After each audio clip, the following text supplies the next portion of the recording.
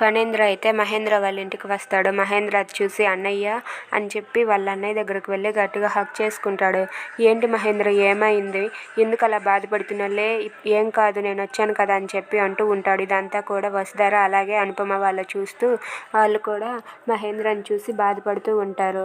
ఇక మహేంద్ర అయితే రిషి కోసం బాధపడుతూ ఉంటే ఫణీంద్ర అయితే ఏం మహేంద్ర ఏమైంది, రిషి జాడ ఇంకా తెలియలేదా, రిషి ఎక్కడ ఉన్నాడో తెలియాలి మనకిప్పుడు, రిషి ఎక్కడ ఉన్నాడో తెలిస్తే అది చాలు, వాడు ఎవడైనా కానీ నేను వాడిని మట్టిలో కలిపేస్తాను, రిషిని ఎంత చిత్రహింసలు పెడుతుంది ఎవడు, వాడిని నేనే చంపుతాను, నా చేతులారా నేనే చంపేస్తానని చెప్పి అంటూ ఉంటాడు. ఆ మాటలకు వసుధార మహేంద్ర అనుపమ అయితే వాళ్ళ కొడుకు శైలేంద్రనే ఇదంతా చేసిందని తెలిస్తే ఏమైపోతారా అతను అని చెప్పి అనుకుంటూ ఉంటారు.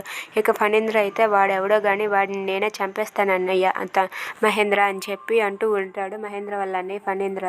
ఇక వసుధార అయితే ఇదంతా శైలేంద్ర అని చెప్పి తెలియక ఇతను ఇలా మాట్లాడుతున్నారని చెప్పి వసుధార అయితే బాధపడుతూ ఉంటుంది. ఇక మహేంద్ర కూడా రిషి ఎప్పుడు వస్తాడో ఏంటో అని చెప్పి బాధపడిపోతూ ఉంటాడు. If you like this video please like, share and subscribe. Thanks for watching.